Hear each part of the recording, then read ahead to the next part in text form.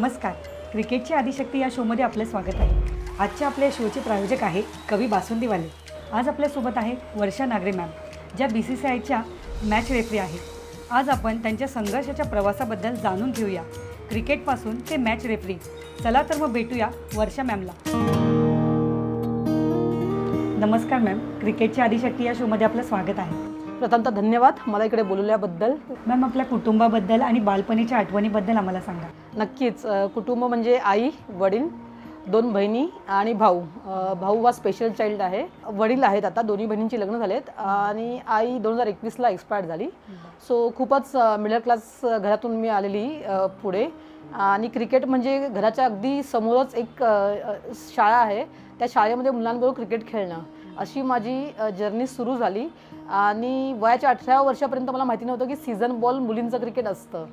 आणि मग 18व्या वर्षी कळलं की सीझन बॉल मुलींचं क्रिकेट असतं. ते पेपरमधल्या एका जाहिरातीवरून, जिथे मुंबई विरुद्ध ठाणे असा महिला दिनाचा सामना होता दादोजी कोंडदेव स्टेडियमला.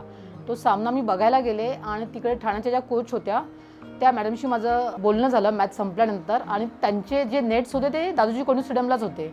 सो त्यांनी नेक्स्ट दिवशी मला तिकडे प्रॅक्टिससाठी बोललं आणि तसा माझा बोलतात ना की प्रवास लेदर बॉलचा सुरू झाला. मॅम, तुमची क्रिकेटची पहिली आठवण कोणती आहे? नेमकी या खेळाकडे तुम्ही कशा आकर्षित झाला?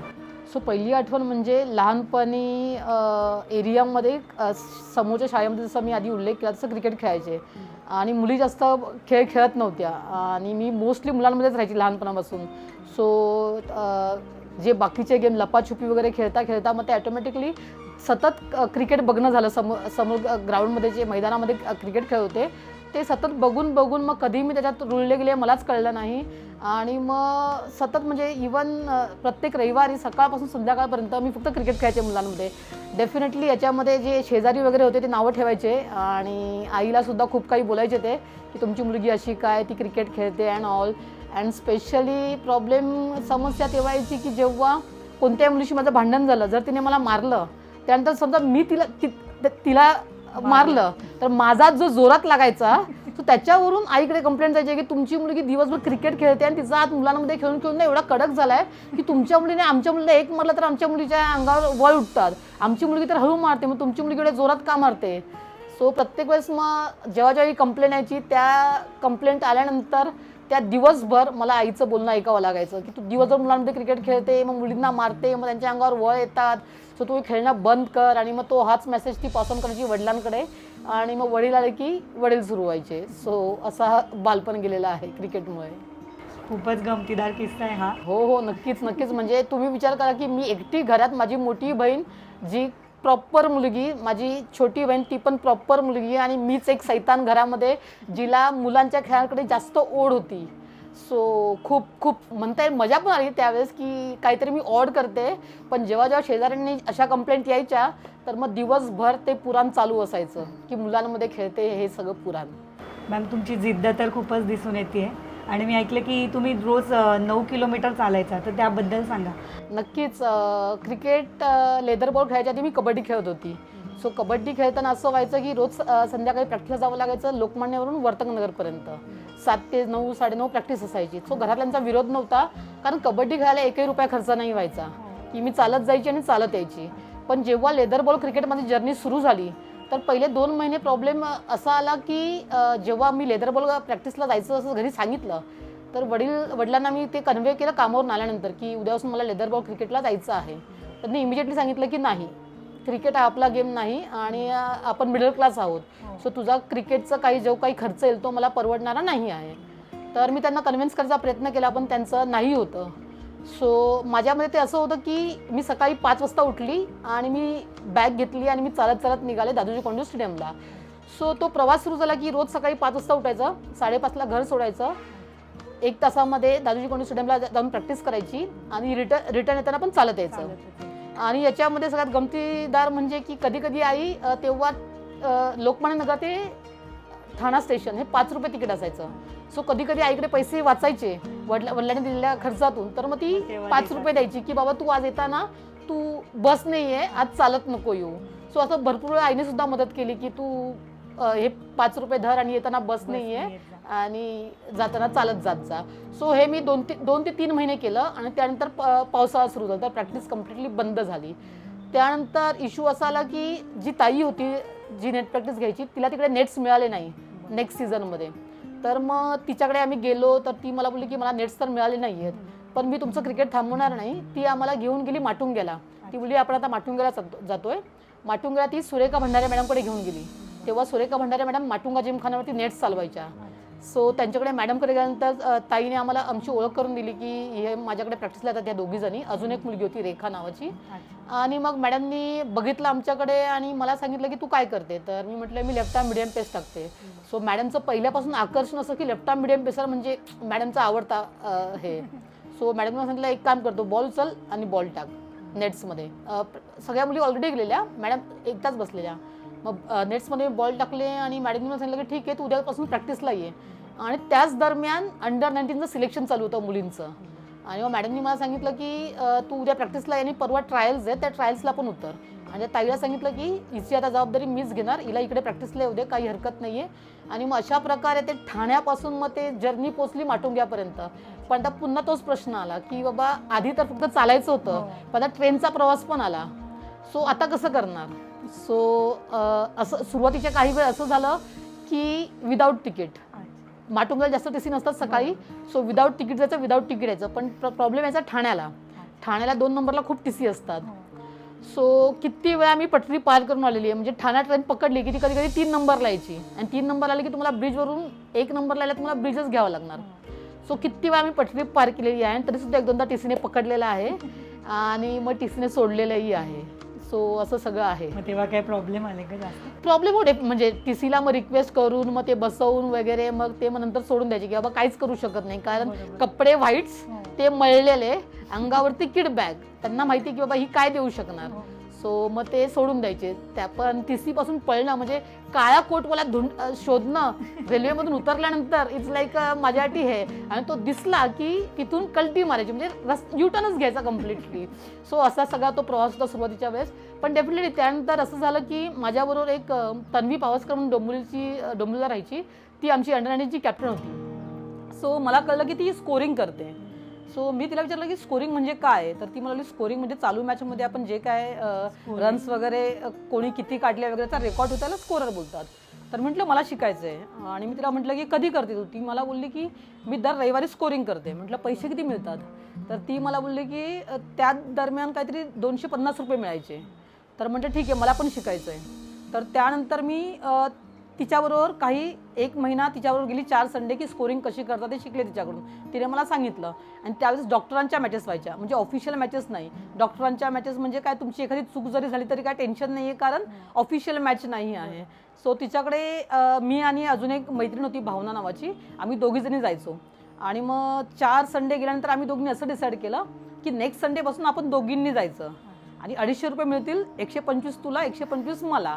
सो पहिले 2 वर्ष आम्ही हेच केलं की दर संडेला स्कोरिंग करणार 125 तिला 125 मला.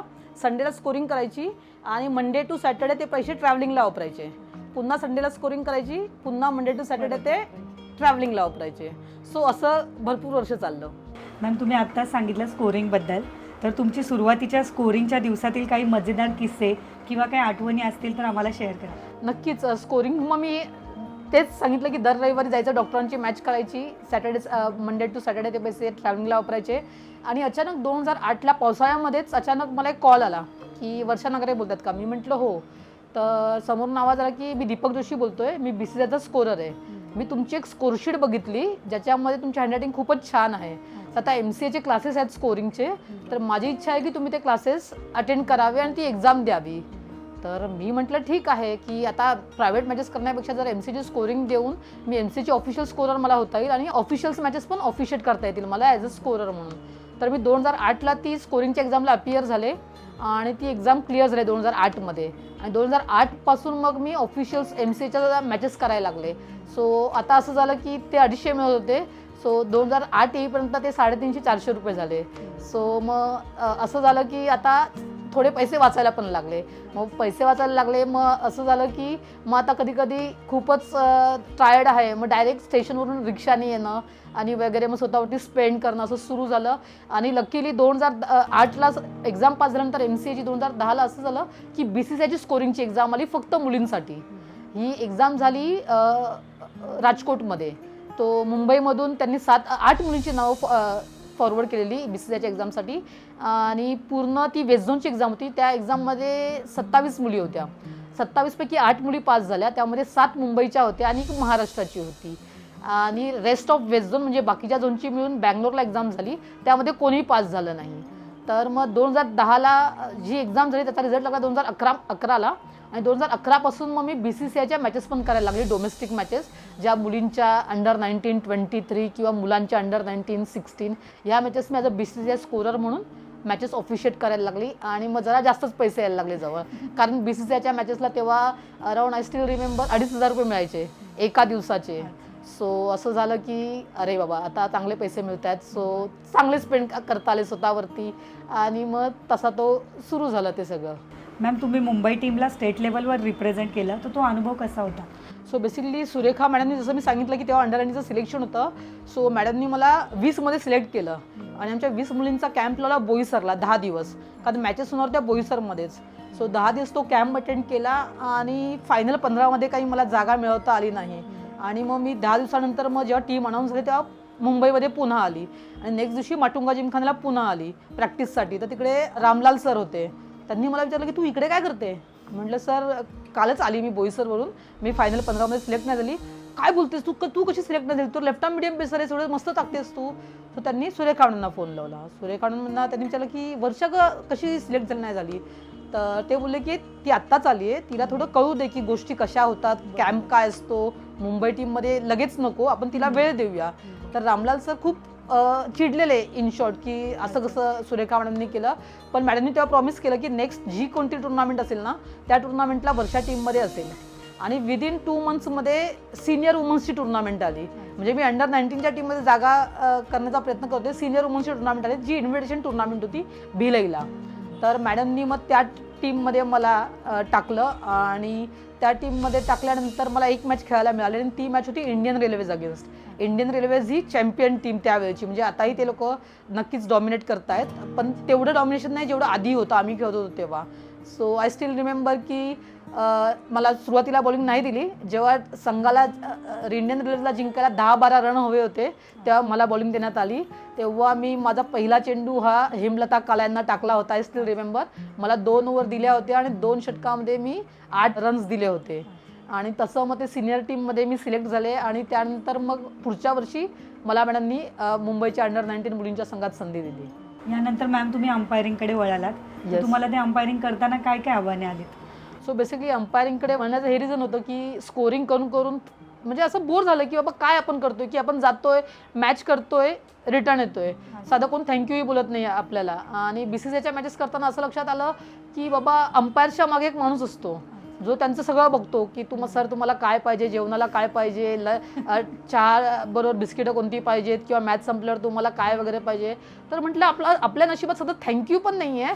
आणि तिकडे बघा की बाबा तिकडे एक माणूसच पाठी आहे त्यांच्या की सकाळी आल्यापासून जाईपर्यंत ग्राउंड सोडल्यानंतर त्यांना सगळं विचारण्यात येतं किंवा त्यांना सेपरेट रूम आहे, AC रूम आहे, त्यांचं जेवण वेगळं सर्व होतं तिकडे. सो मी आणि माझी मैत्रीण स्कोरिंग करत होतो 2013ला. आय थिंक मार्च महिना होता. म्हटलं अरे यार काय आपलं काय पुढे होतच नाही आहे काही. आणि आपण येतो मॅच करतो, कधी कोणी येऊन थँक्यू बोलतं, अदरवाईज कधी कधी ते पण नशिबात नसतं थँक्यू. आपण घरी जातो म्हणजे आपण लिटरली म्हणजे कोणाच्या दृष्टिकोनात येतच नाही की बाबा स्कोरर पण क्रिकेटचा एक पार्ट आहेत, ते बॅक आर्टिस्ट सारखे काम करतायत, येत आहेत, बसतायत, जात आहेत. आणि मग काय अर्थच नाही, मजाच नाही. आणि मी म्हटलं की माझ्यात म्हणजे एनर्जी त्या लेवलला जास्त होती की बाबा एनर्जी युटिलाइज होत नाही आहे माझी बसून बसून, तर मी उभी राहू शकते. सो 2013ला हे आमचं डिस्कशन झालं. आणि त्यानंतर मग आय गेस जूनमध्ये मी MCAची एक्झाम अपियर झाले 2013ला. आणि 2013ला MCAची एक्झाम अपियर जाऊन लकीली मी ती क्लिअर झाले लगेच. आणि मग 2013पासून मग मी ॲज अन अंपायर माझी जर्नी सुरू झाली. आणि अंपायरची जर्नी सुरू झाल्यानंतर मग सायमल्टेनियसली तेव्हा क्रिकेट सोडलेलं, कारण 2011पर्यंतच मी खेळली. आणि मग तेव्हा जॉब करायची, मंडे टू फ्रायडे जॉब करायची स्कूलमध्ये ॲज अ स्पोर्ट्स टीचर, आणि सॅटर्डे संडे स्कोरिंग किंवा अंपायरिंग. सो वर्षभर असं चालायचं की मी 7 दिवस बिझी, म्हणजे 30च्या 30 दिवस मी घराच्या बाहेर, मी घरात तुम्हाला दिसणारच नाही. आणि मग आई बोलायची की तू एक दिवस तरी आराम कर. तर म्हटलं नाही, मला हेच माझं आहे, जिथे मला आनंद मिळतोय, घरी बसून मी करणार काय. सो असं व्हायचं की ऑक्टोबर टू मे आई पाठी लागायची की तू बाई एक दिवस तरी आराम कर. आणि जून ते सप्टेंबर ती माझ्या मागे लागायची, बाई तू घराच्या बाहेर जा, कारण मी सॅटर्डे संडे घरी असायची आणि ती बोर व्हायची मला बघून बघून. सो ती असं काही वर्ष म्हणजे धमाल चालू असायची की कधी ती माझ्या पाठी की बाबा तू आराम कर, कधी ती बोलायची नाही तू आता घराच्या बाहेर जा. सो ते असं चालू असायचं. आणि अंपायरिंग सुरू केल्यावर मग असं बेस्ट झालं की अजून क्लोज झाली गेमच्या, कारण तुम्ही स्टंपच्या पाठी उभे राहून तुम्ही मॅच बघताय, तुम्ही डिसिजन देताय, तुमची मॅचमध्ये इन्व्हॉल्वमेंट आहे ती नेक्स्ट लेवल आहे. MCAची एकदम क्लिअर झाल्यानंतर त्या दरम्यान वुमेन अंपायर कोणच नव्हते BCCIमध्ये. सो आता टार्गेट होतं की आपल्याला BCCI पॅनलवरती जायचं आहे. त्याप्रमाणे मग 2015ला आम्ही लेवल 1 एक्झामला अपियर झालो आणि मी लेवल 1 क्लिअर झाले. आणि 2017ला लेवल 1 रिफ्रेशरला अपियर झाले. आणि अनफॉर्च्युनेटली ती मी एक्झाम 4 मार्कांनी फेल झाले, कारण 100पैकी 85 मार्क्सला पास होतं आणि मला 81 मार्क पडले. सो त्याचा रिझल्ट लागला 2018मध्ये. 2018मध्ये अराऊंड मार्च एप्रिलच्या दरम्यानच रिझल्ट लागला आणि माझ्या स्वप्नांवर पूर्ण पाणी आलं. आणि त्यानंतर असं झालं की आता मी घरी काय सांगायचं की मी एक्झाम तर फेल झाले, मी त्यांना मोठी मोठी स्वप्न दाखवली की मी BCCI अंपायर बनेल, तुम्ही मला TV वर बघाल. पण आता असं झालं की लेवल 1 रिफ्रेशरमध्ये म्हणजे आपण 4 मार्कांनी राहिलो. आणि त्या दरम्यान असं झालं ना की मला अभ्यासाचा वेळ लागलेला. म्हणजे आई मला बोलते की तुला झालंय काय, जेव्हा अभ्यास करायचा होता तू अभ्यास केला नाही. आणि यू वोंट बिलीव्ह इट की त्या दरम्यान जेव्हा लेवल 1 रिफ्रेशरची एक्झाम डिक्लेअर झाली त्या महिन्यात 1.5 महिन्याचा गॅप होता डिक्लेअर झाल्यापासून ॲक्च्युअल एक्झामपर्यंत. मी सकाळी 10 वाजता लायब्ररीमध्ये जायची आणि मी संध्याकाळी 8 वाजेपर्यंत लायब्ररीत असायची. म्हणजे ही लायब्ररी आहे वर्तकनगरला, माझ्या घरापासून 800 ते 900 मीटरवरती. म्हणजे मी जेवायला पण घरी यायची नाही. त्या गव्हर्नमेंटची लायब्ररी आहे, त्या लायब्ररीच्या समोर साईबा हॉटेल आहे, त्या हॉटेलमध्ये जायचं लंच टाईमला. त्यावेळेस जॉबला करत होती, मग पैसे अफोर्ड करू शकत होती. त्या घरी न जाण्याचा उद्देश असा होता की घरी गेली तर बोर होणार की बाबा नाही जाऊ दे, नको जाऊया, आता आराम करूया आपण. सो ते अवॉइड करायला त्या साईबामध्ये मी 1.5 महिना दररोज पुलाव खाल्लेला आहे आणि 4 वाजता टपरीवरती चहा प्यायलेली आहे. म्हणजे एवढं ते वेळ होतं की नाही हे मला मिळवायचंच आहे ॲट एनी कॉस्ट. आणि हे असं चालू होतं आणि घरचे वेळ झाले की झालंय का नक्की. आणि कधी कधी असं व्हायचं की माझी बहीण विकेंडला आमच्या घरी यायची, तिला सॅटर्डे संडे सुट्टी असायची तिच्या लहान मुलीला घेऊन. आणि आता करायचं काय, अभ्यास तर कंटिन्यू करायचा. Government library alternate days Saturday open असायची, संडेला तर बंदच. मग आता करायचं काय. तर तुम्ही आता हसाल कदाचित, तर मी मार्ग काय शोधून काढला याच्यामधून की मला अभ्यास तर कंटिन्यू करायचा, म्हणजे दिवस गेले नाही पाहिजे, कारण आपलं जे ध्येय आहे ते खूप मोठं आहे. मग आयडिया काय शोधून काढली की ठाणा ईस्टला जायचं, AC बस पकडायची बोरिवलीची. सो ठाण्यावरून बोरिवलीला जायचं, बोरिवलीवरून पुन्हा ठाण्याला यायचं, असं 4 वेळा करायचं. जाताना 1 तास, येताना 1 तास, 2 तास झाले, 8 तास आपला अभ्यास AC बसमध्ये बसून आरामशीर करायचा. कारण नॉर्मल बस आणि AC बसमध्ये नक्कीच फरक आहे की क्राऊड कमी असतो, आपण आरामशीर बसू शकतो, सीट कम्फर्टेबल असतात. सो मोस्ट ऑफ द त्या 1.5 महिन्यामध्ये जेवढे सॅटर्डे संडे आले, जेव्हा जेव्हा बहीण माझ्या घरी असायची मोठी बहीण, तेव्हा तेव्हा मी बस पकडून मग ठाणे बोरिवली केलेलं आहे.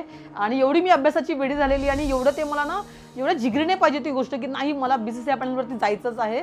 पण अनफॉर्च्युनेटली मी ते 4 मार्कांनी एक्झाम फेल झाले. बट डेफिनेटली मी आयुष्यात कधीच अभ्यास केला नव्हता तेवढा तो मी 1.5 महिन्याच्या पिरियडमध्ये केला की मला झपाटलेला अभ्यास असं तुम्ही बोलू शकता की खूप झपाटलेला. आणि जेवढे मी एफर्ट्स घेतलेले, डेफिनेटली मी 85 मार्क मिळवले नाही, पण मी 81 मार्कांमध्ये खूप खुश होते की मी जेवढे एफर्ट्स घेतले ते सत्कारणी लागले. अँड डेफिनेटली खूप शॉक लागला होता की एक्झाम नापास झाल्यानंतर की आपण आयुष्यात एवढे कधीच एफर्ट्स घेतले नव्हते आणि आपण एक्झाम फेल झालो. आणि आता घरच्यांना काय उत्तर द्यायचं हा सगळ्यात मोठा प्रश्न होता.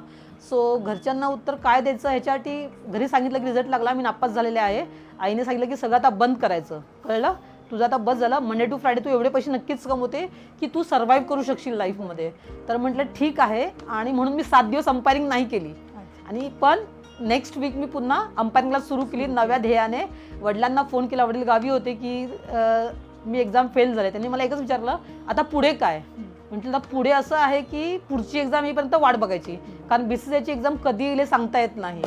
सो त्यांना शब्द दिला होता की पुढे काय तर पुढची एक्झाम येईपर्यंत मी माझे एफर्ट्स चालू ठेवणार आहे आणि आईला 7 दिवस मनवलं आणि पुन्हा back to on field as an umpire मुंबईच्या ग्राउंड्समध्ये. सो त्यानंतर असं झालं की आता अंपायरिंग तर सुरू झाली आणि प्रॉब्लेम असा झाला की मोस्ट ऑफ द मॅचेस या आझाद मैदान, क्रॉस मैदान, कधी माटुंग्याला असेल तर नक्कीच माटुंग्याला पोस्टिंग मिळायची आणि मुंबई क्रिकेट असोसिएशनचे खूप धन्यवाद आहेत की ते मोस्ट ऑफ द टाईम आम्हाला जिमखाना वगैरेच द्यायचे अंपायरिंगसाठी, की जेणेकरून आम्हाला चेंज वगैरे करायला मिळेल.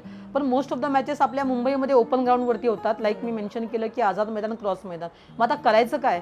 सकाळी तर घरातून तुम्ही व्हाईट कपडे घालून जाऊ शकत नाही, कारण ट्रेनमध्ये कुठे काय लागलं तर मग ते दिवसभर त्या कपड्यांमध्ये कसं उभं राहणार. सो असं झालं की आता चेंज कुठे करायचं, पण कारण ओपन ग्राउंडवरती चान्सच नाही. सो असं डिसाईड नाही झालं. असं मी बघितलं की बाई सकाळी काय उघडं असतं, सकाळी उघडं असतं मॅकडॉनल्ड्स. मग मॅकडॉनल्ड्समध्ये जाऊन बघितलं की हा इथे वॉशरूम आहे.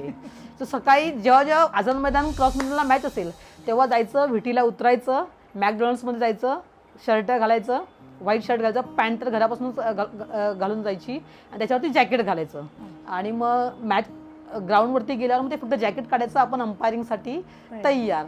कधी कधी असं व्हायचं की मॅकडॉनल्ड्समध्ये खूप गर्दी असायची त्यावेळेस. मग तिकडे स्टर्लिंग सिनेमाज आहे, तर स्टर्लिंग सिनेमामध्ये त्याने एकदा मला सोडलं, म्हटलं अर्जंट वॉशरूम जाना है. त्याने बघितल्यानंतर मी चेंज करून आली. तो नेक्स्ट टाइम मी गेली तो नहीं, आप वॉशरूम नहीं जाते हो, आप चेंज करने जाते हो. तर म्हटलं हाँ मैं चेंज करने, तो उसमें क्या हुआ, वॉशरूम का यूज़ कर रही हो ना. नहीं वो किसी ने देख लिया तो मुझे चिल्लाएंगे. तर एक दोन त्याला रिक्वेस्ट केली पण तो नाही ऐकला आणि मग असं डिसाईड झालं की 10 मिनिटं अजून लवकर निघायचं, म्हणजे जर मॅकडॉनल्ड्समध्ये गर्दी जर असेलच तर थांबायचं आणि मग चेंज करून मग पुढे जायचं. सो ते असं सुरू झालं आणि आता स्वतःला मोटिवेट कसं करायचं लाईफमध्ये हे मी शोधून काढलेलं की आता मंडे टू फ्रायडे आपण जॉब करतोय, सॅटर्डे संडे ग्राउंडवरती असतोय, तो पुन्हा मोटिवेशन कसं मिळालं पाहिजे.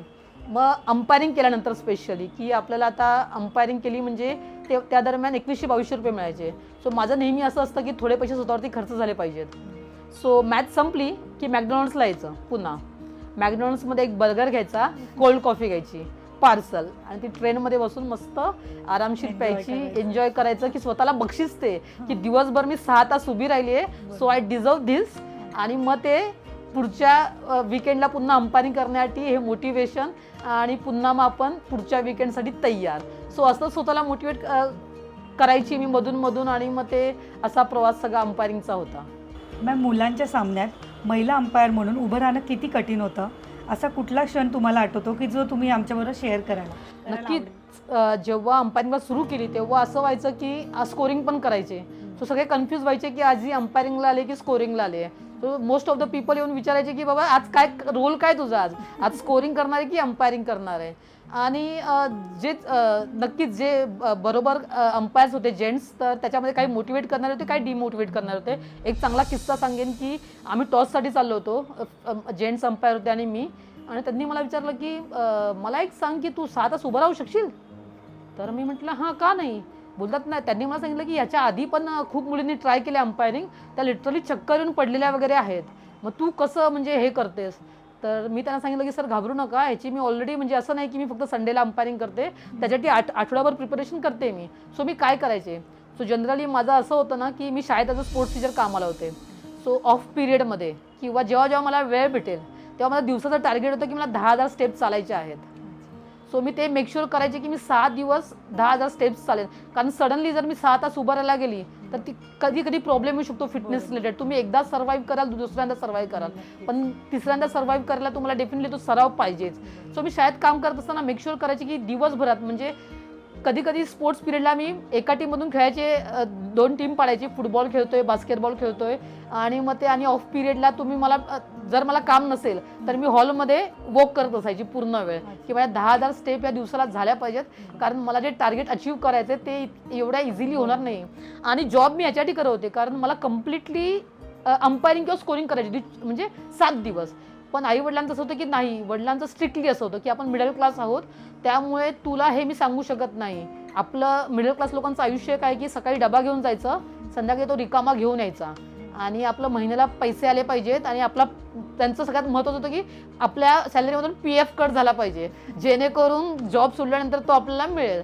सो त्यांचं असं होतं. सो एक दोनदा मी माझी इच्छा व्यक्त केली की मला फुल टाईम हेच करायचं आहे, पण त्याने डिक्लाईन केला. ते बोलले नाही, अजिबात नाही, मी तरी अलाउड करणार नाही आहे तुला, सो बाकी तुझ्यावरती आहे. सो मी त्यांना सांगितलं ठीक आहे, मी जॉब करायला तयार आहे, पण मी सॅटर्डे संडे काय करते हे तुम्ही मला विचारायचं नाही. की ह्या डीलवरती मी जॉब करणं सुरू झालं की मंडे टू फ्रायडे मी जॉब करणार तुमच्यासाठी, पण सॅटर्डे संडे मी काय करणार ह्याच्यावरती तुम्ही कधीही आक्षेप आणायचा नाही, जोपर्यंत मी 7 दिवस काम करते तोपर्यंत. सो ह्या नोटवरती आमचं असं डील झालं आणि मी जॉब करायला सुरुवात केली. मॅम, तुम्हाला जेव्हा कॉल आला की तुम्ही आता BCCIमध्ये सामना अधिकारी झाला आहात, तर तो क्षण तुमच्यासाठी कसा होता? तो क्षण मी आयुष्यात कधीच विसरणार नाही. सॅटर्डे इव्हिनिंग होती आणि आय गेस आई किचनमध्ये काम करत होती आणि माझा फोन वाजला. सो फोनवरती आलं की MC ऑफिस कॉलिंग. सो म्हटलं की कांगालीची मॅच असेल त्याच्यासाठी पोस्टिंग करायसाठी फोन आलेला असेल. तो दिवस होता 14 ऑगस्ट 2018, 6:28. सो 6:28 माझा फोन वाजला, MC ऑफिस कॉलिंग. मी फोन उचलला नॉर्मली की अंपायरिंगसाठी फोन आलेला आहे. म्हटलं हॅलो, तर समोरून आवाज आला की गुड इव्हिनिंग, मॅच रेफरी वर्षा नागरे. तो माझा रिप्लाय होता, अपोजिट साईडला गणेश अय्यर सर होते, त्यावेळेस अंपायर्स कमिटीचे चेअरमन होते ते. माझा रिप्लाय होता, सर क्या मजाक कर रहे हो यार. आणि त्या क्षणामध्ये मी विसरूनच गेले की मॅच रेफरी एक्झाम देऊन आली आहे, त्याचा रिझल्ट वगैरे लागू शकतो. ती सिच्युएशन होती माझी की MC ऑफिसमधून फोन आले अंपायरिंगसाठी आणि विसरून गेले की मी मॅच रेफरी एक्झाम गेल्या महिन्यात देऊन आलेली आहे. आणि मग ते म्हणाले की अरे मजाक नहीं कर रहा हूँ मैं. म्हटलं सर बताओ कहाँ मैच करनी है कल. बोलते अरे सीरियसली बोल रहा हूँ, तेरा रिजल्ट है मेरे सामने अभी, just I received the result from BCCI. तो you secured 5th position in the examination और तू एग्ज़ाम क्लियर हो गई है वो. म्हटलं सर आर यू शुअर. तर सर बोलले येस वर्षा. तर म्हटलं अरे sir thanks a lot. Me phone ठेवला असेल आणि जी मी जोरात ओरडली असेल की इट वॉज लाईक की यू वॉन्ट बिलीव्ह इट की मार्च एप्रिलमध्ये मी BCCI referee umpire exam fail झालेली आहे आणि जुलैमध्ये आय गॉट अपॉर्च्युनिटी. आणि तो प्रसंगसुद्धा असा होता ना जुलैचा की मला सांगण्यात आलं की बाहेरून सांगण्यात आलं की रेफरीची एक्झाम आहे, so you approach to MC आणि तू एलिजिबल आहेस कारण तू मुंबईसाठी खेळलेली आहेस. तर म्हटलं ठीक आहे. आणि मी जेव्हा MCAला अप्रोच झाले तर इनिशियली तिकडे असं असतं ना की जेवढे लोक नावं देतात, समजा 10 नावं आली, पाठवायचं एकच नाव मुलींमध्ये. सो त्याच्यामध्ये ते डिसाईड करणार क्रायटेरिया, कोण जास्त खेळले समथिंग लाईक दॅट. जो क्रायटेरिया ते लोक डिसाईड करतील त्याप्रमाणे नाव जाणार. सो लास्ट मिनिटापर्यंत माझं नाव कधीच लिस्टवरती नव्हतं की वर्षा नागरेचं नाव जाणार, हे दुसऱ्याच मुलीचं नाव होतं. पण असं झालं की जो BCCIचा क्रायटेरिया होता त्यामध्ये ती मुलगी फॉल करत नव्हती, म्हणजे त्या क्रायटेरियामध्ये पडत नव्हती ती. आणि मीच एकटी मुलगी होती जी त्या क्रायटेरियामध्ये पडत होती. आणि लकीली ते असं नाव माझं फॉरवर्ड झालं. अदरवाईज लाईक तुम्ही 10 पैकी 9 जणांना त्यावेळेस विचाराल तर कोणी तुम्हाला सांगणार नाही की हिचं नाव गेलं पाहिजे. कारण मग तिकडे तेव्हा लुकआउट असा होता की BCCI स्कोरर आहे, BCCI अंपायरसाठी आम्हीला पाठवलं, ही लेवल 1 रिफ्रेशरला फेल झाली आणि हिला पुन्हा मी मॅच रेफरीला कसं पाठवणार, बरोबर का. सो तिकडे असोसिएशनचं पण रिस्पेक्ट वगैरे किंवा त्यांचं जे नाव येतं. बट बोलतात ना की माझी जी स्कोरिंगपासूनची मेहनत होती ना, की माझे प्रामाणिक प्रयत्न होते. कधीही मी क्रिकेटसाठी कधीही असं शॉर्टकट किंवा समथिंग लाईक दॅट कधीच वापरला नाही. म्हणजे आता मला जस्ट रिअलाईज झालं की खेळताना सुद्धा की आमचा कॅम्प लागायचा कांदिवलीला, महावीर नगरला, आणि वुमन्स क्रिकेटमध्ये तेव्हा पैसे नव्हते. सो मी सगळ्यात लवकर पोचायची ग्राउंडवरती, कारण माझ्याकडे बोरिवली किंवा कांदिवली स्टेशनपासून ग्राउंडपर्यंत रिक्षाने जायचे पैसे नसायचे. सो मी लवकर जायचे, लवकर निघायचे ठाण्यावरूनच घरातून, ठाणा टू दादर, दादर टू कांदिवली किंवा बोरिवली, आणि मग कांदिवली किंवा बोरिवलीवरून महावीर नगरला चालत जायचे. आणि त्याच्यामागे हे रिझन होतं की समजा कोणी भेटलं मैत्रीण वगैरे तर ती शेअरिंगने आलो तर ती पैसे मागणार अर्धे की बाबा तू अर्धे दे, आणि ते मी देऊ शकणार नाही आहे. सो म्हणून आपण लवकर निघायचं. आणि कोणी काय विचारलं सांगता येईल की नाही मी जल्दी निघली थी, मी रिक्षा से आई किंवा समथिंग लाईक दॅट. आणि मग तेव्हा मेकश्योर करायचे की ते जे पैसे वाचले ते एका साईडचे ना ते जाताना वापरायचे. जेव्हा मी सगळ्या मैत्रिणींबरोबर जाईल मी पुन्हा तेव्हा ते पैसे वापरायचे. आणि मग ही सुद्धा गोष्ट मला आता आठवली की एवढं म्हणजे ते कॅल्क्युलेशन करून अशा गोष्टी केल्यात की विचारू नका. म्हणजे आता जेव्हा मी पाठी बघते तर मला खूप अभिमान वाटतो स्वतःचा, आणि मी खूप मजा पण केली ते क्षण. असं नाही की कधी रडत बसले समथिंग लाईक दॅट. डेफिनेटली लाईफमध्ये असे क्षण होते की मुंबई टीमसाठी सिलेक्ट नाही झाले की घरी मी कधीच सांगितलं नाही की माझं सिलेक्शन होतं आणि मी सिलेक्ट नाही झाले. म्हणजे असं झालं की 3 वर्ष मी मुंबई टीममध्ये नव्हते. 2008, 9, 10 या 3 वर्ष मी टीममध्ये नव्हते. तर मी कधीच घरी सांगितलं, मी फक्त प्रोबॅबल्समध्ये होते पण मी फायनल टीममध्ये कधीच नव्हते. तर जेव्हा टीम डिक्लेअर व्हायची तर यू वॉन्ट बिलीव्ह इट की आता मला रडायचं आहे, मग करणार काय. सो मी कोपऱ्यामध्ये झोपायची घरामध्ये. आमचं वन रूम किचनमध्ये वाढलेली मुलगी मी, 6 माणसं आम्ही वन रूम किचनमध्ये, 2 चादरी घ्यायची आणि आतमध्ये मी ठसाठसा रडायचे. पण घरातल्यांना कधीच कळलं नाही, कारण मला नेहमी टेन्शन होतं की समजा मी सांगितलं मी सिलेक्ट नाही झाले तर माझं क्रिकेट बंद होऊन जाईल. आणि माझं जर क्रिकेट बंद झालं तर माझं असं होतं की मी पुढे काय करणार, मी काहीच करू शकत नाही आहे. आणि वडिलांचं असं होतं की BCom हो, कोणत्यातरी ऑफिसमध्ये कामाला लाग, सकाळी जसं मी आधी सांगितलं डबा घेऊन जायचा, संध्याकाळी डबा घेऊन यायचा, आपल्याला सॅलरी मिळाली पाहिजे, आपला PF कट झाला पाहिजे, आपल्याला ESIC फॅसिलिटी मिळाली पाहिजे इन केस इमर्जन्सीमध्ये. सो वडिलांचं आधीपासून खूपच मिडल क्लास मेंटॅलिटी होती. सो ते 3 वर्ष मी इतकं काढले की मी कधी घरात सांगितलं नाही की सिलेक्शन झालं आहे किंवा नाही झालं आहे. आणि 2010-11ला माझा कमबॅक झाला आणि त्यानंतर मग 1-2 सीझन मी खेळली आणि मग मी थँक्यू केलं. मॅम, सामना अधिकाऱ्याची नक्की भूमिका काय असते ते आम्हाला सांगा. सो नक्कीच चांगला प्रश्न आहे. लोकांना वाटतं की म्हणजे मला सुद्धा आधी असं वाटायचं, मी इव्हन तो BCCI स्कोरर होते, माझ्यासाठी मॅच रेफरी काय होते, BCCI स्कोरर असून की क्या मस्त यार, रेफरी जातो मस्त ब्लेझर घालून जातो, टॉस उडवतो, झालं काम, आता AC मध्ये जाऊन बसतो. सो हे माझं प्राथमिक हे होतं की भाई क्या काम आहे यार, जायचं टॉस उडवायचा मग AC मध्ये जाऊन बसायचं, हे काम आहे. पण मी शॉक झाले जेव्हा मी BCCI मॅच रेफरी एक्झामला गेले. आणि लकीली आमचे जे एज्युकेटर होते ते जवाहर श्रीनाथ होते आणि त्यांनी जे फर्स्ट दिवशी एक्सप्लेन केलं की मॅच रेफरीचा जॉब काय असतो, ते सगळं ऐकून मी लिटरली मी विचार करत होते की मी एवढे वर्ष स्कोरिंग करते BCCIला, मला कधीच रेफरी हे सगळं काम करताना दिसला नाही, मग तो हे सगळं काम करतो कधी. म्हणजे literally you want believe it की आजही मी ते फॉलो करते. जर त्या वर्कशॉपमधली मी कोणती गोष्ट फॉलो करते, त्यांनी एक सांगितलेलं की as a match referee definitely position high आहे, सगळ्यांपेक्षा तुमचं बेटर आहे, but you know position come with the responsibility. तर एवढी मोठी रिस्पॉन्सिबिलिटी आहे की तुम्ही BCCIचा डोळा आहात. BCCI प्रत्येक ठिकाणी जाऊ शकत नाही, तर मॅच रेफरी हा BCCIचा डोळा आहे. सो ज्या काही गाईडलाईन्स आखून दिलेल्या आहेत BCCIने डोमेस्टिक मॅचेससाठी, राईट फ्रॉम फॅसिलिटीज, ग्राउंडवरच्या फॅसिलिटीज, अकॉमोडेशन फॅसिलिटीज, त्यानंतर फूड आलं, बाकीचं व्यवस्थापन आलं. ड्युरिंग द मॅच जो डोमेस्टिकमध्ये आम्ही ॲज अ थर्ड अंपायर म्हणून काम करतो. सो बेसिकली याच्यामध्ये आम्ही रनआउट, स्टम्पिंग आणि हिट विकेटचं डिसिजन आम्ही देतो जेव्हा ऑनफिल्ड अंपायर आम्हाला रेफर करतात तेव्हा. सो त्यांनी जे सांगितलं मला ते ऐकून मी तो क्षण हा होता की त्यांनी आम्हाला सांगितलं की तुम्हाला जाऊन चेंजिंग रूम्समध्ये म्हणजे पॅव्हिलियनमध्ये जाऊन वॉशरूम जाऊन फ्लश करून आणि स्प्रे करून बघायचे की पाणी येतंय की नाही. सो मी म्हटलं हे काय सांगतायत, मॅच रेफरी थोडी हे सगळं काम करणार की जाऊन फ्लश करून बघणार पाणी आहे की नाही, स्प्रे करून बघणार पाणी आहे की नाही. त्याच्यानंतर जे त्यांनी कारण सांगितलं त्याच्यामागे रिझन काय, सो त्यांनी आम्हाला सांगितलं की हे का करायचं, समजा तुम्ही हे केलं नाहीत आणि मॅच सुरू झाली आणि तुम्हाला अशी कंप्लेंट आली दोन्ही टीमपैकी एका टीमची की पर्टिक्युलर वॉशरूम बंद आहे किंवा चालू नाही आहे किंवा मग ते घाणच आहे, सो ते मॅचच्या दरम्यान यायला नको. मग तुम्ही तुमचं फोकस अँड कॉन्सन्ट्रेशन जे मॅचवरती चालू आहे ते सोडून तुम्ही तिकडे धावणार का, तर नाही. So it's a part of your job. So गेली 7 वर्ष मी हे फॉलो करते खूप रिगरसली की भाई जाऊन मी प्रत्येक पॅव्हलियन 10 टॉयलेट असू दे, मी प्रत्येक टॉयलेटचे जाऊन फ्लश करून बघते, मी स्प्रे करून बघते.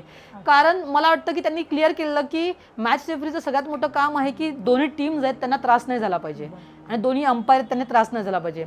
मॅच रेफरी तर लाईक जसे scorer back of the stage आहे तसे match referee back of the stage आहेत. मॅचमध्ये परफॉर्म करणार आहेत तर प्लेयर्स करणार आहेत, मॅचमध्ये परफॉर्म कोण करणार तर अंपायर्स करणार आहेत. तर तो आपला रोल काय आपला रोल एवढा इम्पॉर्टंट नाही आहे जेवढा त्यांचा आहे. आणि डोमेस्टिकमध्ये सर्वात इम्पॉर्टंट काम आहे मॅच रेफरीचं की अंपायर्सचा परफॉर्मन्स ॲनालाइज करायचं. म्हणजे अंपायर्स जे काही डिसिजन देतात, फॉर एक्झाम्पल ए अंपायरने LBW डिसिजन दिला, सो मग तो डिसिजन दिल्यानंतर तो बरोबर आहे की नाही आणि बरोबर असेल तर का बरोबर आहे हे मला स्पष्टीकरण द्यावं लागतं. जर मला तो चुकीचा वाटतोय तर का चुकीचा वाटतोय हे स्पष्टीकरण द्यावं लागतं. त्याच्याशिवाय जर कोणी शिस्तभंग केलं, कोड ऑफ कंडक्ट जिकडे येतं, तर शिस्तभंग कोणी केलं तर त्या प्लेअरवरती कारवाई करावी लागते, तर त्याला फायनान्शियल पेनल्टी वगैरे असते. सो ते सगळ्यात महत्त्वाचं काम आहे मॅच रेफरीचं. त्यानंतर सस्पेक्ट ॲक्शन, समजा कोणत्या बॉलरची ॲक्शन बरोबर नसेल किंवा तो सस्पेक्ट असेल सो त्याला रिपोर्टसुद्धा करावं लागतं. सो सगळ्यात महत्त्वाचं काम म्हणजे मॅच रेफरीचं काम असं आहे की मॅचच्या आधी काम आहे तुम्हाला इन्स्पेक्शन करायचं आहे, ड्युरिंग द मॅच आहे तुम्हाला थर्ड अंपायर म्हणून ॲक्ट करायचं आहे, सायमल्टेनियसली तुम्हाला अंपायरचा परफॉर्मन्स पण ॲनालाइज करायचा आहे आणि ते आम्हाला लॉग्स टाकावे लागतात सिस्टममध्ये. आणि मॅच संपल्यानंतर ह्या काही फॉर्मॅलिटीज आहेत त्या सस्पेक्ट ॲक्शन असेल किंवा कोड ऑफ कंडक्ट असेल त्या फॉर्मॅलिटी कंप्लीट कराव्या लागतात. आणि सगळ्यात महत्त्वाचं काम मॅच संपल्यानंतर त्या मॅचचा रिपोर्ट आम्हाला BCCIला सबमिट करावा लागतो. त्या रिपोर्टमध्ये दोन्ही अंपायर्सचा परफॉर्मन्स, त्या अंपायर्सनी त्या मॅचमध्ये काय केलं हे परफॉर्मन्स BCCIला रिपोर्ट करावा लागतो. व्हेन्यू रिपोर्ट, व्हेन्यूवरती सगळ्या गोष्टी कशा होत्या, पिच रिपोर्ट, पिच कशी बिहेव केली. त्यानंतर एखादा प्लेयर असेल, टॅलेंट हंट म्हणून एक रिपोर्ट आहे, त्याच्यामध्ये एखादा प्लेयर समजा मला एखाद्या मॅचमध्ये चांगला वाटला असेल सो त्याला मी रिपोर्ट करू शकते BCCIला. मग त्याचं नोटिफिकेशन डायरेक्टली सिलेक्टर्सना जातं की ह्या पर्टिक्युलर मॅचमध्ये ह्या प्लेअरने चांगला परफॉर्म केला आहे. किंवा एखादा असा प्लेअर असतो की त्याच्यामध्ये तुम्हाला जर तो स्पार्क आहे पण त्या मॅचमध्ये तो चालू शकला नाही तर त्या प्लेअरला पण आम्ही रिपोर्ट करू शकतो की BCCI त्याच्याकडे पुढे चांगलं बघता येईल. सो ओव्हरऑल मॅच रेफरीला before the match, during the match and after the match जोपर्यंत तुम्ही तुमचा रिपोर्ट सबमिट करत नाही तोपर्यंत तुमचं काम संपत नाही. बट व्हेअरएज अंपायर्सचं मॅच संपली, बेल सुचलले की अंपायर्सचं काम झालं किंवा बाकीच्या स्टेक होल्डर्सचं. पण मॅच रेफरीचं काम जेव्हा लास्ट रिपोर्ट सबमिट करेल तेव्हा त्याचं काम संपतं.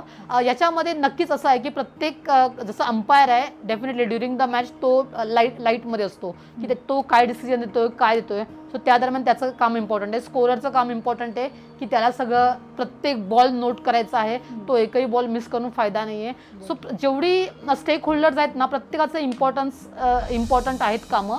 पण मॅच रेफरीचं काम आहे ते असं आहे की सगळ्यांपेक्षा जास्त इम्पॉर्टंट आहे कारण तो रिपोर्टिंग करतोय. जेवढे स्टेक होल्डर्स इन्व्हॉल्ड आहेत मॅचमध्ये, आमच्याबरोबर 2 ॲनालिस्ट, व्हिडिओ ॲनालिस्ट असतात जे आम्हाला मॅचमध्ये व्हिडिओ वगैरे दाखवायला मदत करतात. त्यांचा सुद्धा रिपोर्ट आम्हाला BCCIला रिपोर्ट करावा लागतो.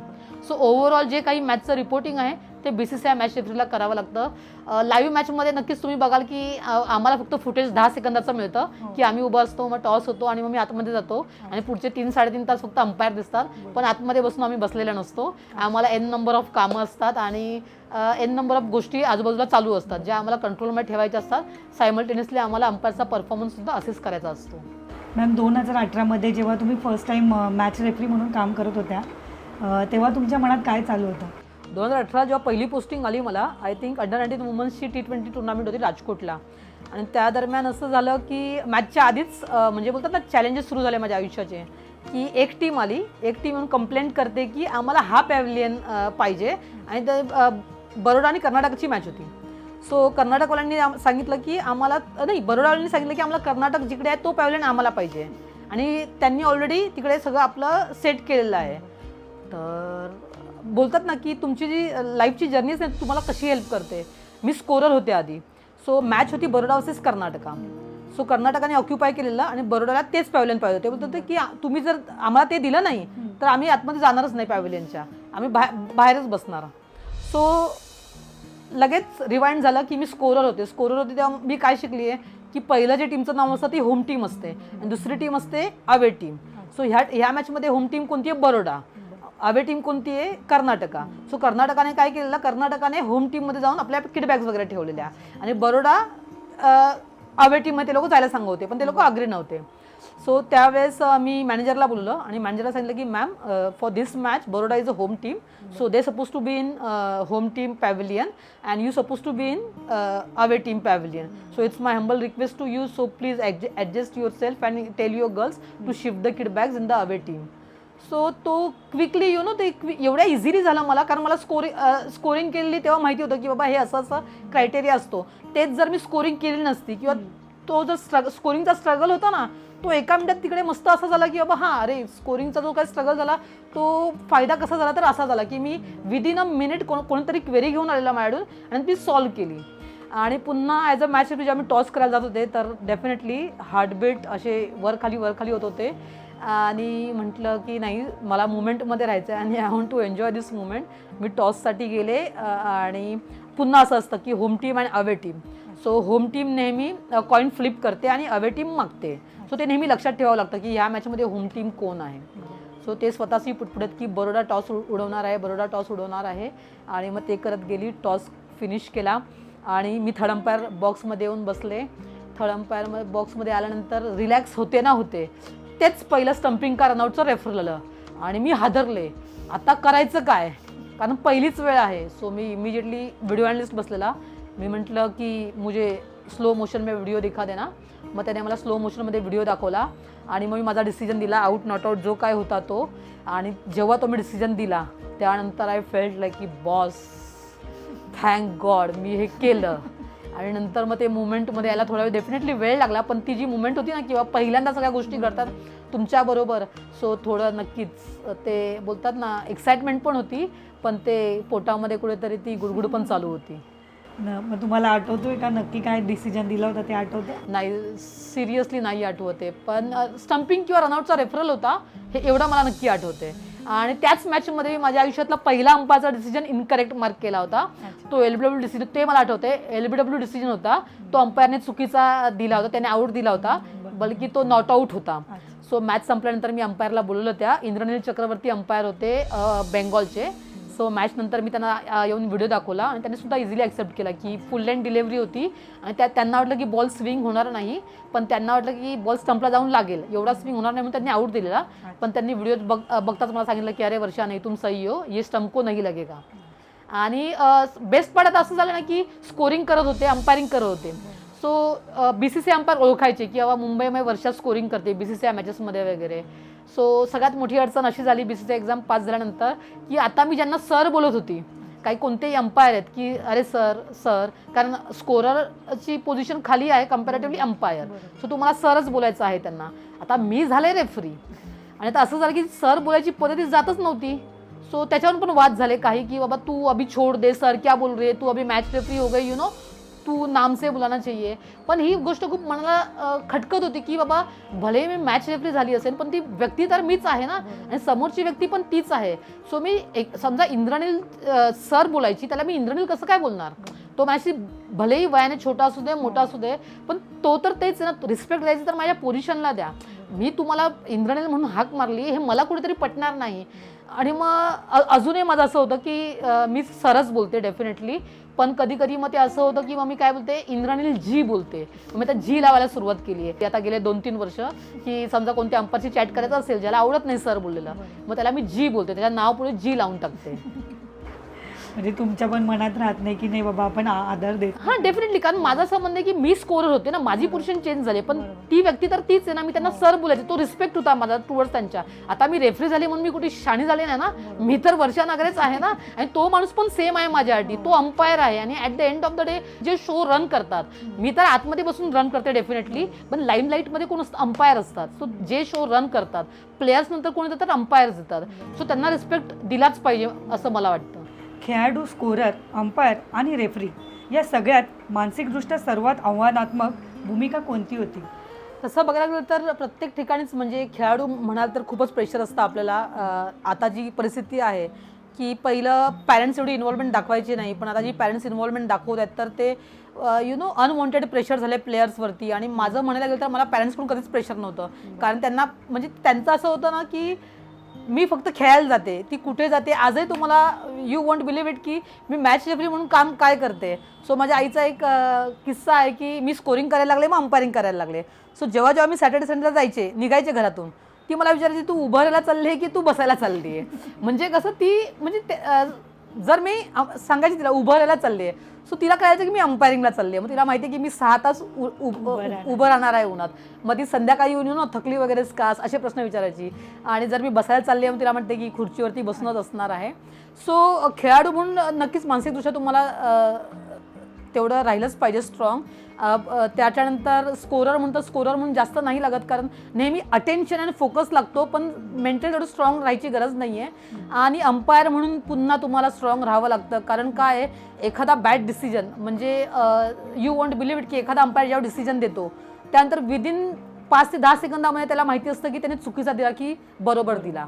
तो बरोबर दिला असेल तर ठीक आहे, बट व्हॉट इफ चुकीचा दिला असेल तर मग मेंटली कमबॅक कसा करायचा, कारण त्याच मुवमेंटमधून राहून फायदा नाही आपल्याला, कारण पुढच्या चेंडूला पुढचा डिसिजन येऊ शकतो. सो तिकडे खूपच मेंटली स्ट्रॉंग असायला पाहिजे की असं अंपायरिंगमध्ये बोलतात की focus on next ball. Last बॉलला काय झालं त्याचा विचार करू नका, पुढच्या बॉलला काय होणार याचा विचार करू नका. So focus on next ball. So तिकडे समजा ॲज अन अंपायर तुम्ही एखादा चुकीचा डिसिजन दिला, समजा लाईव्ह गेम चालू आहे, 30,000 लोक बघतायत तुम्हाला आणि तुम्ही चुकीचा डिसिजन दिला तर काय होईल.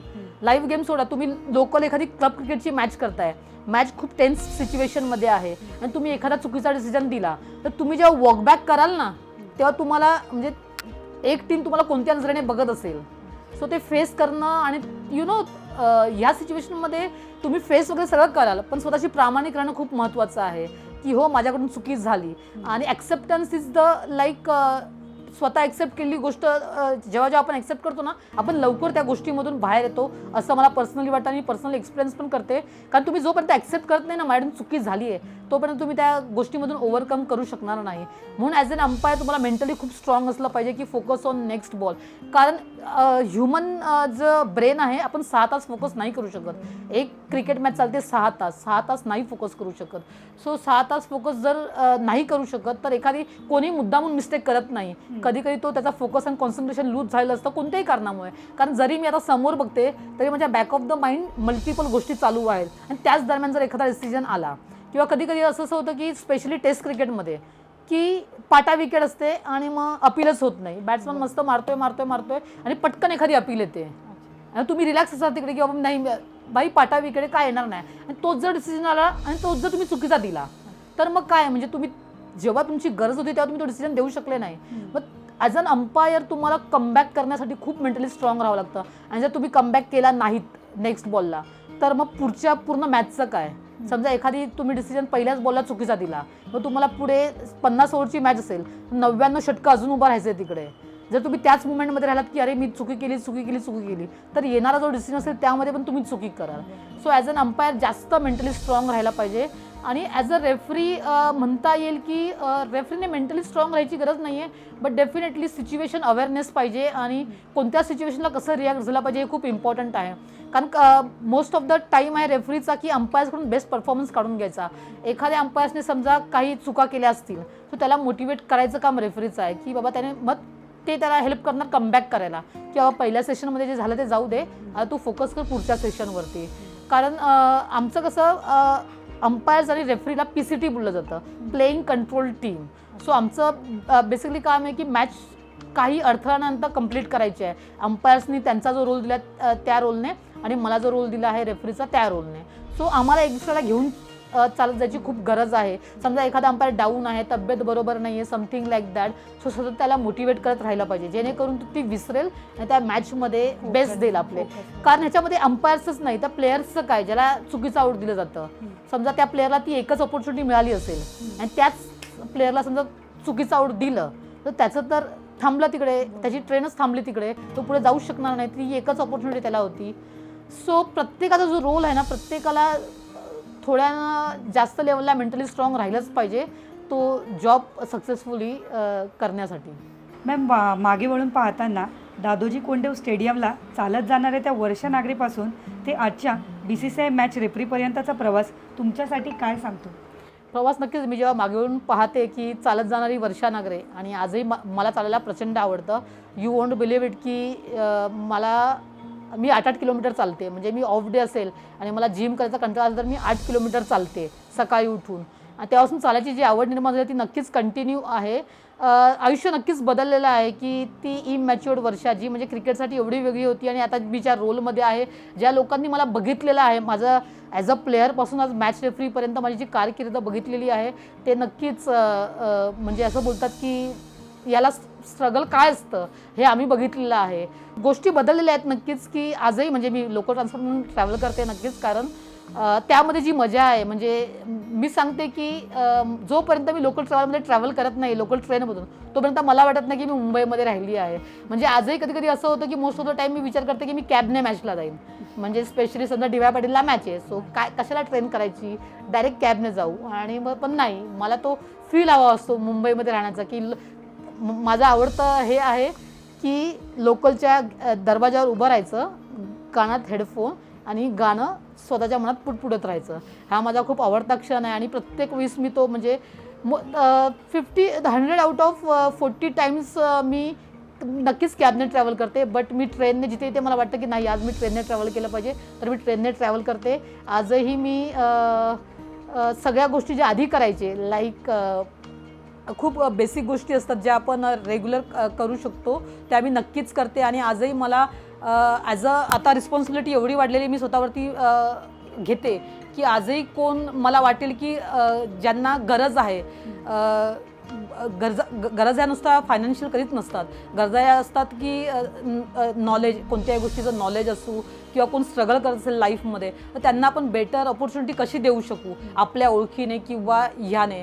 सो ती माझ्यावरती खूप मी रिस्पॉन्सिबिलिटी मानते. आणि जेव्हा जेव्हा मी कोणाला नोटीस करते की बाबा ही व्यक्ती आहे याला ह्या गोष्टीची गरज आहे तर मी डेफिनेटली माझ्या परीने मी खूप प्रयत्न करते की मी आता ह्या लेवलला आहे की मी 4 लोकांना मदत करू शकते आणि ती माझी रिस्पॉन्सिबिलिटी राहील. कारण माझी जी जर्नी आहे चालत जाणारी वर्षा मी आयुष्यात कधीच विचार केला नव्हता की वर्षा नागरे मॅच रेफरी होईल. स्वप्नातसुद्धा मी मॅच रेफरी मी स्वप्नसुद्धा बघितलं नव्हतं मॅच रेफरीचं. अंपायरचं बघितलं होतं पण मॅच रेफरीचं स्वप्न मी कधी आयुष्यात बघितलं नव्हतं.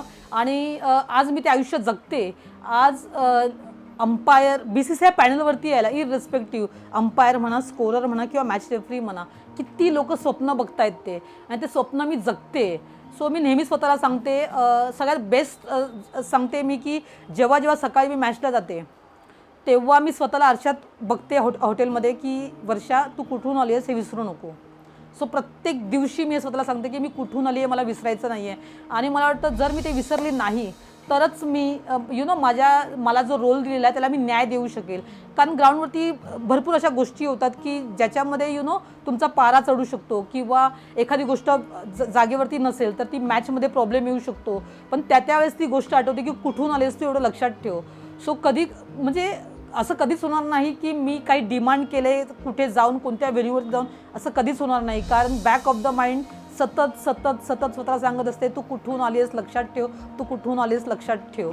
आता मी मॅच रेफरी आहे. एक्झाम्पल देते की मला म्हणजे लोक येऊन सांगतात म्हणजे जे ऑर्गनायझर असतात किंवा होस्ट टीम असते ते लोक सांगतात की मॅडम कुछ खाने के लिए स्पेशल चाहिए ना तो बता देना. सो अशा भरपूर गोष्टी होतात. पण प्रत्येक वेळेस माझं त्यांना एकच सांग नसतं की बाबा प्लेयर्सच्या ड्रेसिंग रूममध्ये जे सर्व होईल ना तेच अंपायर्स रूममध्ये सर्व झालं पाहिजे तेच थर्ड अंपायर रूममध्ये सर्व झालं पाहिजे. तू त्यातली एकही गोष्ट कोणालाही एक्स्ट्रा देणार नाही आहेस कोणी. डेफिनेटली अंपायर्सना मी नेहमी हे करते की अंपायर्सने मागितलं तर नक्कीच त्यांना द्या but as a match referee नाही. कारण माझं काम बसून आहे. अंपायर्ससाठी याच्यासाठी की अंपायर्स मोस्टली जे साऊथचे आहेत ते मोस्टली प्रेफर करतात लंचमध्ये अंपायरिंग करताना अंपायरिंग डेजमध्ये फक्त कर्ड राईस.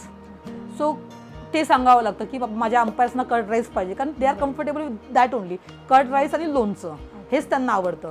सो ते मी नक्कीच अंपायरसाठी नेहमी डिमांड करते. पण स्वतःसाठी मी आजपर्यंत आय डोंट थिंक सो मी कधी रिमेंबर करते की मी कधी कोणी समोरून ऑफर दिले मच्छी चिकन मटन असं आणि त्यांना हो बोललेली आहे.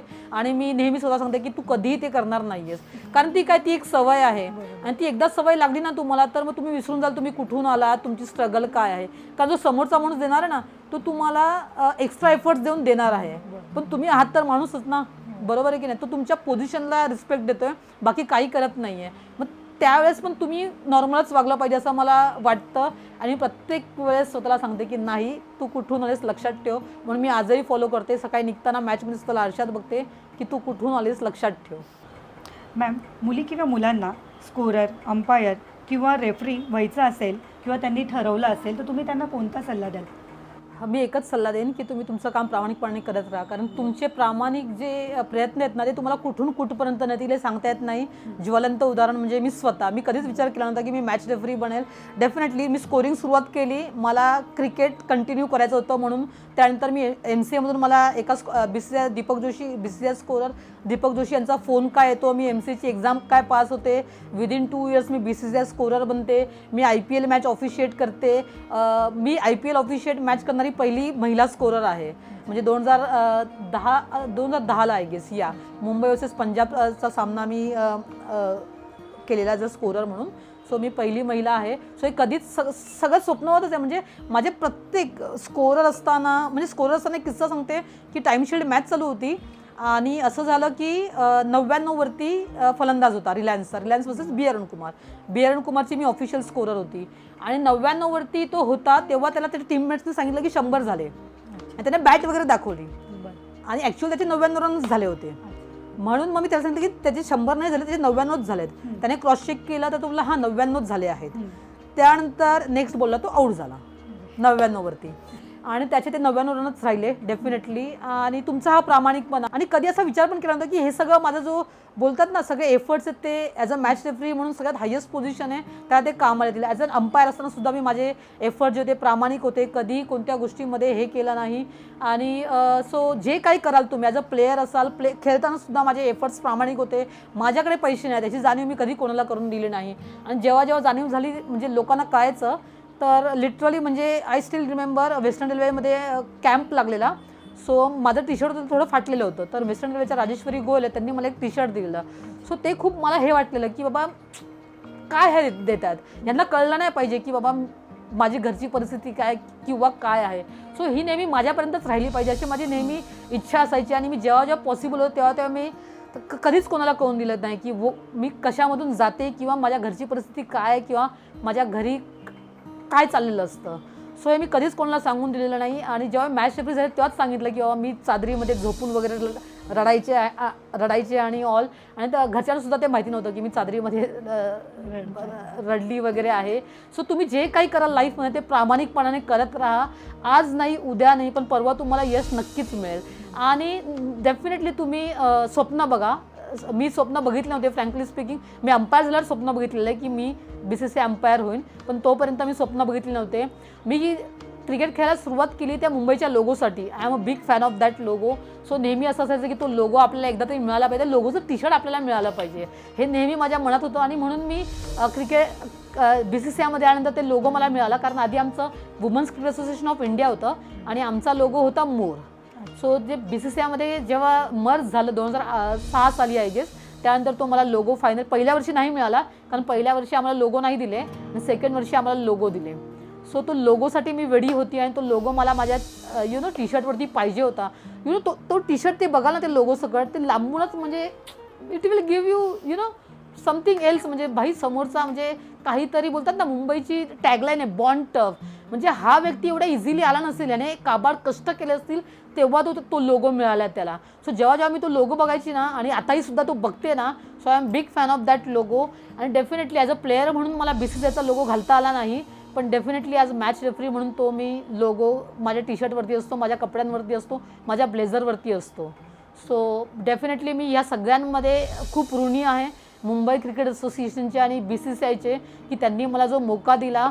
आणि गेले 7 वर्ष मी मॅच रेफरी म्हणून काम पाहते आहे आणि प्रामाणिकपणे पाहण्याचा तो प्रयत्न जी काही रिस्पॉन्सिबिलिटी माझ्याकडे दिलेली आहे ती प्रामाणिकपणाने पूर्ण करायचा प्रयत्न करत आहे प्रत्येक सामन्यामध्ये. सो खूपच ऋणी आहे मी मुंबई क्रिकेट असोसिएशन आणि BCCIची. मॅम जे क्रिकेटिंग पॅरेंट आहे त्यांनी कोणत्या गोष्टीवर लक्ष केंद्रित केलं पाहिजे? So definitely at first place की तुम्ही मुलांना फोर्स करू नका की क्रिकेट खेळलंच पाहिजे. आता क्रिकेट हा इंडियाचा धर्म मानला जातो, डेफिनेटली भारताचा धर्म मानला जातो. तर तुम्ही फोर्स करू नका मुलांना. रादर दॅन त्यांना कशामध्ये इंटरेस्ट आहे त्या गोष्टीमध्ये त्यांना पुढे जाऊ दे. आणि जर क्रिकेटमध्ये तुम्हाला जर त्यांना घालायचंच असेल आणि त्या मुलांचा सुद्धा इंटरेस्ट असेल तर तुम्ही मेक शुअर करा की तुम्ही चांगल्या अकॅडमीमध्ये घालाल आणि त्यांचा पाठपुरावा कराल त्याच्या प्रॅक्टिसपासून सगळ्याचा. जर तुम्हाला खरंच वाटत असेल की त्याने कोणत्या तरी लेवलला जाऊन चांगल्या खेळावं. कारण सिच्युएशन आता अशी आहे ना की प्रत्येक ठिकाणी तुम्ही बघा की एका नेट्समध्ये 50-50 मुलं असतात. सो आपल्या मुलावरती किती लक्ष दिलं जाते हे सुद्धा खूप महत्त्वाचं आहे. ॲट द सेम टाईम आपल्याला आपल्या बॅकग्राऊंडचा सुद्धा विचार केला पाहिजे की नुसताच मुलगा क्रिकेट जाऊन पुढे खेळेल आणि मग तो पैसे कमवेल आणि मग हे एवढं इझी नसतं की कोणताही खेळाडू हा जन्मापासून IPL खेळेल हे नसतं. याला स्टेप बाय स्टेप आहे. आणि जर तुम्ही त्या स्टेप बाय स्टेप फॉलो नाही केले आणि स्वप्न बघत राहाल ना तर तुम्ही तुमच्या मुलाचे आयुष्य त्याचे जे वर्ष आहेत ते फुकट घालवाल. वरून तुमचे एक्सपेक्टेशन हर्ट होतील आणि मग ते खूप गोष्टी म्हणजे पूर्ण परिवारामध्येच त्या गोष्टी जातील. त्यामुळे खूप महत्त्वाचं आहे की लोकल क्रिकेटपासून म्हणजे एखाद्या क्लब जर तुम्ही मुंबईत राहताय तर क्लब क्रिकेटपासून IPL पर्यंत ही जी जर्नी आहे ह्या जर्नीला जर तुम्ही खूपच चांगले खेळाडू असाल तर तुम्हाला 12 ते 15 वर्ष लागतील. म्हणजे क्लब क्रिकेटपासून IPL पर्यंत तुम्ही जर विचार करा की मी 4-5 वर्षात ही अचीव करेन तर ती इम्पॉसिबल गोष्ट आहे. आणि जरी ती तुम्ही गोष्ट केलीत फॉर एक कोणत्याही प्रकारे, तरी ती खूपच तात्पुरत्या क्षणापुरती ती पुरणारी आहे. ती तुम्हाला खूप मोठा कालावधी लाईफ लॉंग ती पुरणार नाही आहे.